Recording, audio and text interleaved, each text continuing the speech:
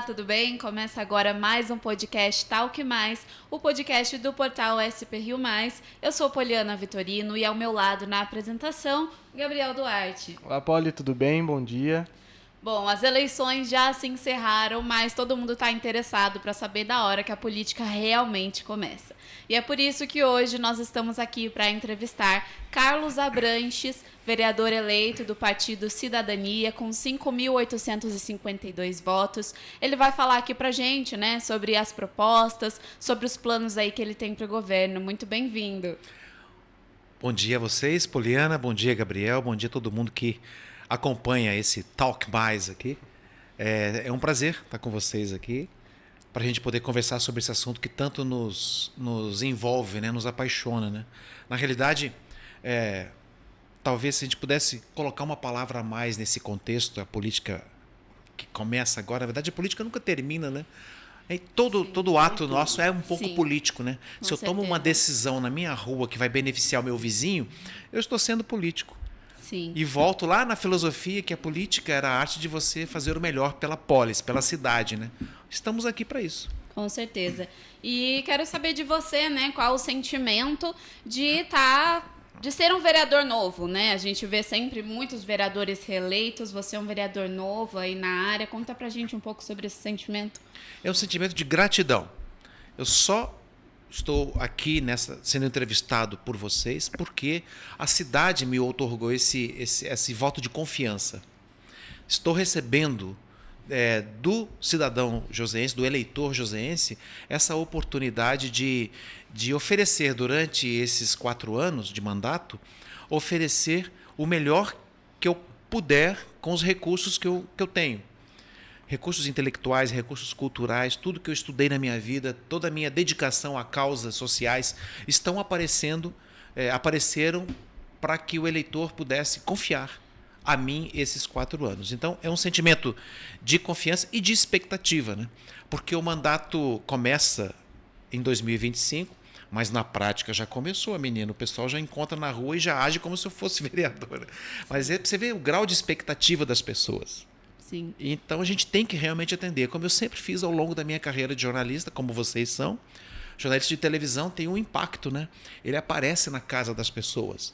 Eu atravessei 30 anos de uma convivência muito íntima com o cidadão, não só de São José, mas da região, porque a TV aberta esteve em alta durante muito tempo. Quando eu fechei esse ciclo em 2020, a televisão aberta estava fechando também seu ciclo de influência. Ela não perdeu totalmente, mas hoje pulverizou com redes sociais, a rádio continua se reinventando, outras formas de comunicação também estão surgindo, mas a televisão também está precisando se reinventar. E eu estive lá no período áureo, e isso me ajudou muito a mostrar minhas possibilidades de trabalho, e é o que eu estou fazendo aqui agora. Abranches, o trabalho agora é bastante diferente do que você teve na TV ao longo da sua grande carreira, mas você sente que o contato com a população de alguma forma é parecido? O contato é parecido, viu? Porque na televisão eu entrava no ar no horário certo. Hora meio-dia, hora eu ficava no Jornal da Manhã, nos fins de semana os jornais da manhã e da noite, um programa semanal durante 23 anos. É bastante tempo. Mas o que me chamava a atenção era que fora do ar, nos bastidores, quase todo dia eu recebia visitas de pessoas para conversar comigo. Não sobre assuntos, o buraco na rua, sugerir uma pauta aqui, outra ali, mas assuntos de problemas pessoais, problemas familiares, problemas afetivos, problemas mentais, alguns transtornos que a pessoa tinha, ela ia lá na televisão. Por que procurar a mim naquele espaço? Alguma coisa acontecia na relação do jornalista com o telespectador que gerava nele uma confiança. Eu vou lá e ia lá.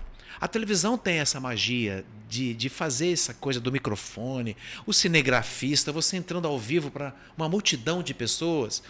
Então isso resultou numa convivência íntima que eu tenho certeza que vai continuar na condição de vereador.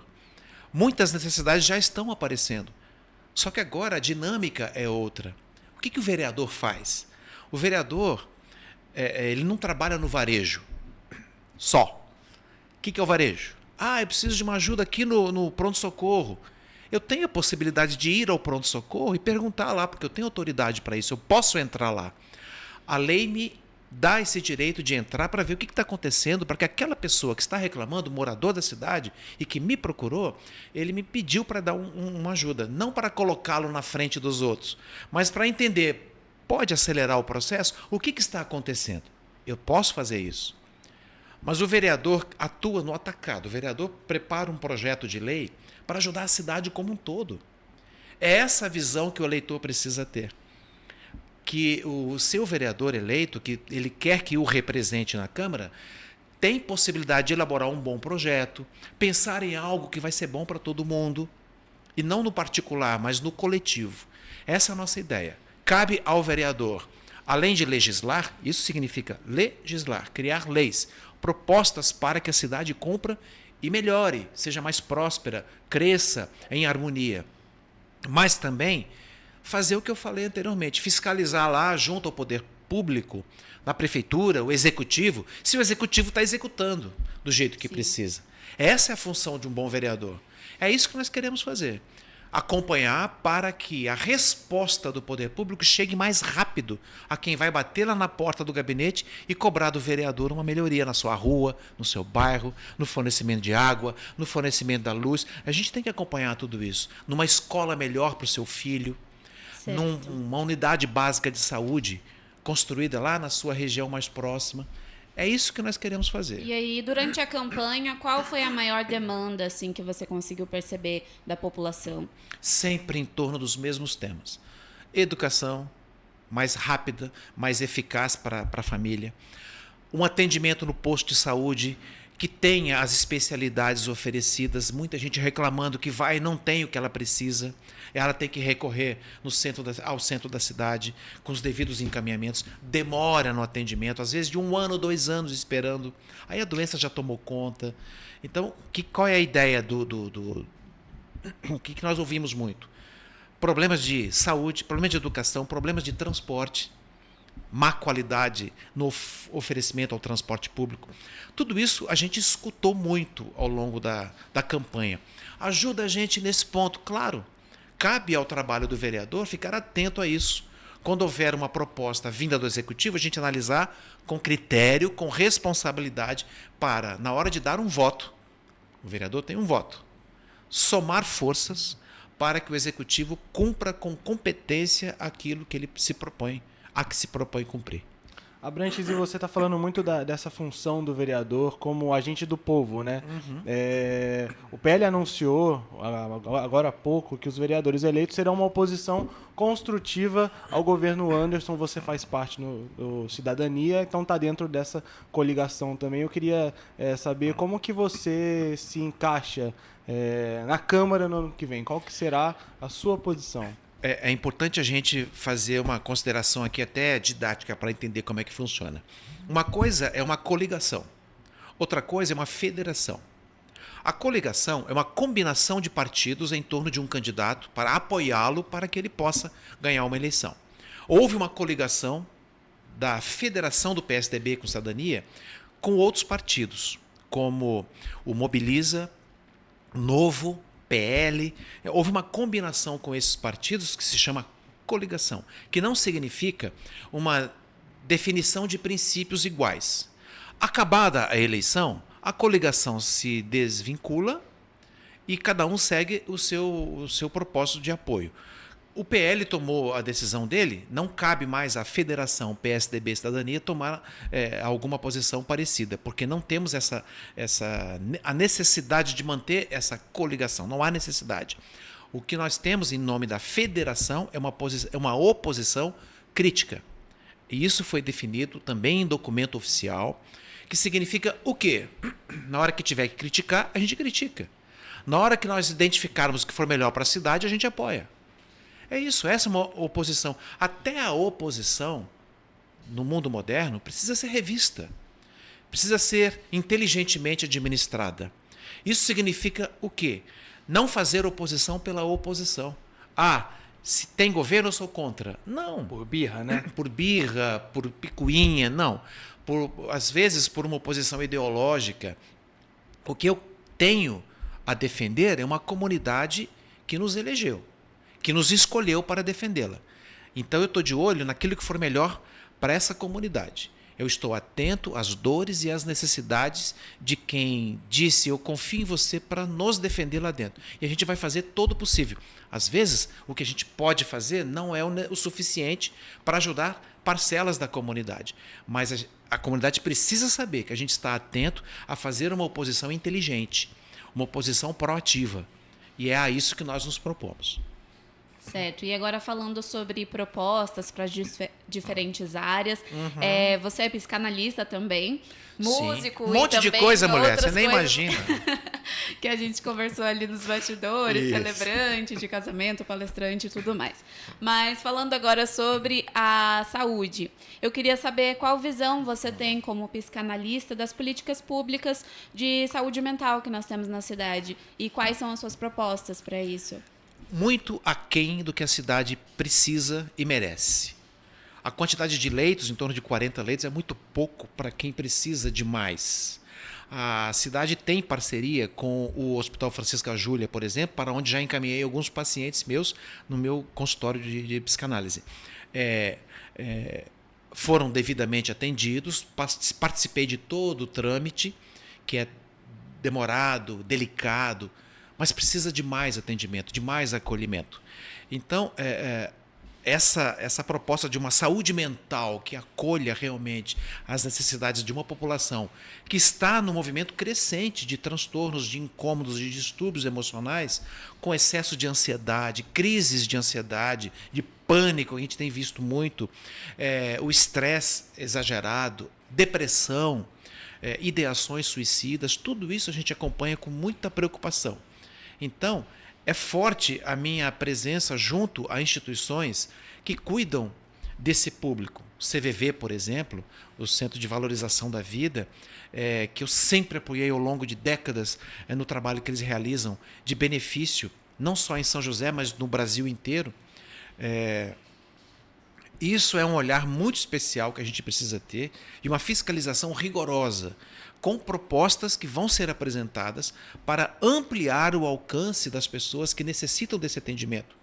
Ao longo da campanha, eu vi muita gente nas feiras municipais apresentando transtornos, interferindo na nossa caminhada, prejudicando muitas vezes o trabalho, que, se tivessem sido acolhidas de maneira devida, hoje não basta apenas você fazer o atendimento mental ali no satélite, coladinho na delegacia, atrás, coladinho na igreja do satélite, ali é feito um atendimento. Não é o suficiente, é preciso ter mais. Vou propor que seja criado mais um centro de atendimento, de acolhimento a essas pessoas. Ampliar os leitos no Francisca Júlia ou fazer outras parcerias para que essa população que realmente necessita, e não só a população necessitada, doente, mas a família, o entorno também adoece junto com o seu paciente, junto com o seu parente. É preciso ter um acolhimento muito especial para essa comunidade toda que necessita, e a gente às vezes nem sabe da dor que eles estão sentindo, mas a gente tem a obrigação de saber disso. E Abranches, nós somos jornalistas, você é jornalista também, atuou durante muito tempo nesse mercado. Eu ouvi pessoas que disseram que votaram em você por conta de você ser jornalista e acreditando que você vai defender a classe. Você tem alguma coisa aí para essa área? Claro, eu vou defender a nossa classe com a mesma capacidade, o mesmo desejo de ver a nossa função respeitada, né? É difícil você falar assim, não, promessas a gente não faz, né? Nós não somos o executivo, mas a gente sabe o quanto que o jornalista precisa ser respeitado pela capacidade de dominar o discurso, de dominar a palavra, de fazer bem feita a comunicação daquilo que a comunidade precisa ouvir. O discurso, o domínio do discurso é muito importante. A gente sabe que a oratória é bacana para todo jornalista, mas tão importante quanto a oratória, a retórica tem um espaço muito grande, que é a oratória, a arte de você comunicar bem o seu discurso, o que você deseja. Mas a retórica é a arte de você convencer o seu interlocutor dos argumentos que você quer transmitir.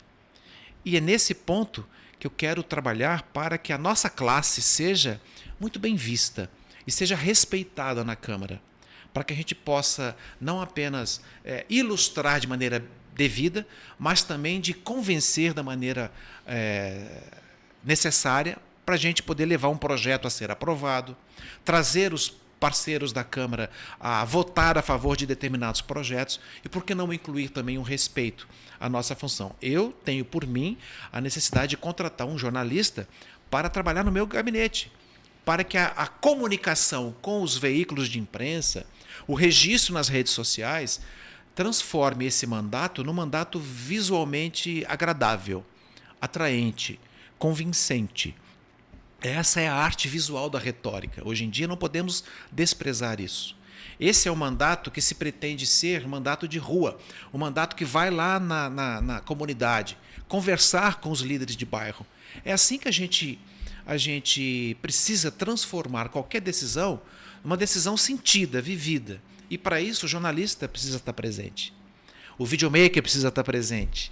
Esse discurso visual também faz parte de um discurso filosófico, discurso político. E como a Poli comentou, você também é músico, logo está envolvido no setor cultural.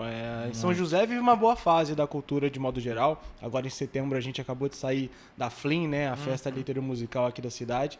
Mas eu queria saber o que você pensa para a cultura. A gente vê também muitas vezes artistas independentes solicitando um espaço de formação que às vezes ainda falta na cidade. Como que você enxerga isso, a formação musical, a formação artística? Essa é uma ótima pergunta porque ela remete à minha pauta de campanha.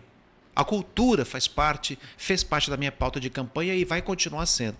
Existe um núcleo de registro da cultura dentro do Parque Vicentina Aranha, organizado, cuidado, mantido por uma grande musicista, pós-doutora em música, Raquel Aranha. Inclusive é nossa colunista aqui no portal. Pois é, formada na Holanda, ela uma pessoa espetacular. Eu tive a oportunidade de fazer uma visita a esse núcleo de registro. Centro de Documentação Musical, né? Centro de Documentação Musical, mantido por ela. Meu Deus do céu, como vereador voltado para a cultura, o que eu posso fazer? Eu posso estimular na cidade uma visão que se volte para a cultura no seu aspecto geral. E a preservação de um espaço como esse, com mais recursos, com mais verba, que não tem, aquilo lá é mantido heroicamente por ela e pelos apaixonados da música. A SOCEM, Sociedade de Cultura e de Educação Musical em São José dos Campos, sobrevive por artistas heróicos, pessoas apaixonadas pela cultura, que mantêm isso daí, e é preciso jogar uma luz em cima disso, assim como o Arquivo Histórico Municipal, que mantém documentos históricos de São José dos Campos, que precisam vir à luz para poder mostrar que nossa cidade tem passado. E esse passado está marcadamente influenciando o presente. E nós não podemos deixar morrer isso daí. É preciso manter viva essa página histórica de resgate das partituras que estão envelhecendo porque o cupim está chegando lá no espaço e é preciso preservar esse documento que foi entregue lá porque a família joga fora. Então guarda lá, preserva, faz a microfilmagem, ou então transforma aquilo em digitalização para que o futuro possa conhecer essa história de São José. Em termos de cultura, é preciso preservar mais, é preciso valorizar mais. O Espaço Zé Mira, na Zona Norte, por que não valorizar mais? O Espaço Flávio Craveiro, no Dom Pedro, levar as crianças para fazer poesia, para fazer dança, para fazer ginástica rítmica, para mostrar a catira na Zona Oeste, em conexão com Jacareí. Tudo isso precisa ser valorizado. Essa é uma pauta viva, intensa para quem trabalha com cultura há tantos anos. Sou formado em violão clássico, estudei 12 anos no conservatório, aprendi a ouvir música, aprendi a lidar com cultura. Sou autor de 8 livros. Esses livros todos me ajudaram a entender a importância de você deixar um legado para as pessoas. São José dos Campos, do presente, precisa deixar um legado para os cidadãos joseenses do futuro, ensinando-os a ler, a ficarem atentos aos recados para além das telas, do excesso de rede social, para fazê-los ficarem atentos aos destinos de São José, da nossa cidade, para daqui a 15, 20, 30 anos. É para isso que eu estou aqui, para fazer um mandato, sobretudo, preventivo. Cuidar do presente, mas mirando lá na frente. Sim, e dentro desse futuro a gente tem a questão ambiental também, que foi um dos temas de campanha, né, nas suas redes sociais e tudo mais. Você concorda com o nosso slogan da cidade, que é uma cidade resiliente, sustentável e tudo mais? Não concordo. Eu queria ver isso na prática, mas não foi o que eu vi. Eu fui lá no espaço, no Horto Florestal, chamado de Espaço Augusto Rusk, um dos grandes ambientalistas do Brasil, que cuidava de animais, fazia pesquisas nas florestas, na Mata Atlântica, sobretudo. O Horto Florestal de São José dos Campos, que fica na Zona Norte, no Costinha, é um retalho da Mata Atlântica que ajuda muito a manter São José dos Campos arejada, com uma temperatura razoável. Eu fui lá por quê? Por causa de uma denúncia que me foi feita na rua de que havia um ano que não se fazia aceiro, que a administração municipal não fazia aceiro no Horto Florestal. O que é o aceiro? É um espaço de recorte entre um trecho da mata que vem para o trecho da mata que vai. Caso haja um incêndio, aquilo chega até aqui e não prossegue. Por quê? Porque o aceiro é um evento protetor da natureza. Um ano sem fazer. E nós estávamos, na época que eu fui lá, no auge da seca, pegando fogo no Brasil inteiro. Imagine se alguém coloca uma faísca de fogo, ou então a própria natureza, pelo calor excessivo, provoca e aquilo pega fogo em toda a região. Ia trazer uma fumaça para a nossa cidade, ia prejudicar tanto e a recuperação ia demorar muito tempo. Então, fazer uma coisa dessa é digna de uma administração competente. Não foi o que eu vi. A cidade não agiu como uma cidade resiliente. Cidade resiliente é o que nós pretendemos fazer. Esse é um compromisso de uma fiscalização rigorosa para acabar com a retirada de árvores, porque estão incomodando pedestres. Não. A convivência de uma calçada tem que ser com pedestre. Não pode ser com fiação, excesso de fiação. Aquilo que foi feito na 15 de novembro é louvável, colocar os fios para debaixo da terra, ali no trecho próximo da Câmara Municipal antiga e do Parque da Praça Afonso Pena. Mas cadê as árvores? Colocaram uns banquinhos que ninguém aguenta sentar porque o sol está pegando. Não é assim que a coisa acontece. É preciso fazer uma convivência melhor entre a árvore que protege e que torna a cidade mais agradável de se viver, com sombra, com a temperatura mais amena, a árvore ajuda nisso, do que arrancá-las indiscriminadamente. É preciso ter um novo conceito ou validar os conceitos de uma cidade resiliente. E é isso que nós pretendemos fazer. Bacana. Estamos caminhando para o fim já do podcast, né? Sim. Está acabando o Toque Mais, então. Eu agradeço muito a oportunidade de conversar com vocês, que jovens agradecemos jornalistas. pela sua disponibilidade, as portas, né, estão sempre abertas.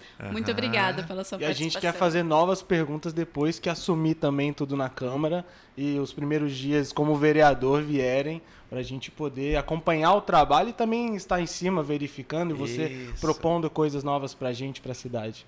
Isso mesmo, porque essas pautas são renováveis também, né? Ao longo do mandato. Na verdade, parece que o mandato já começou, porque na rua as pessoas pegam e cobram como se a gente já estivesse lá, né? Mas é a ansiedade, é a expectativa, é uma coisa muito bacana isso. Eu compreendo essa ansiedade natural das pessoas. E agradeço a oportunidade de conversar com jornalistas tão jovens como vocês, que têm uma consciência do todo. É isso que nos falta. A gente tem que deixar de ser pessoas fragmentadas. Pessoas que pensam dentro de caixinhas ideológicas. Eu não funciono desse jeito. Eu não caibo nas caixas. Eu sou para frente, eu não sou para os lados. E indo para frente eu consigo visualizar aquilo que me é trazido, tanto de um lado quanto do outro.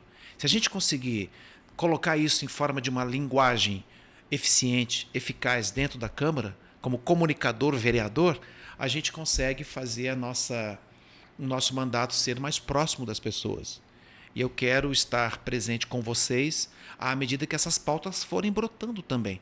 A gente tem que estar lá, a gente tem uma linha mestra que é o nosso projeto de trabalho. Mas é evidente que precisamos estar abertos às demandas que vierem da população. porque as dores precisam ser identificadas, as necessidades precisam ser descritas, para que as soluções possam ser buscadas.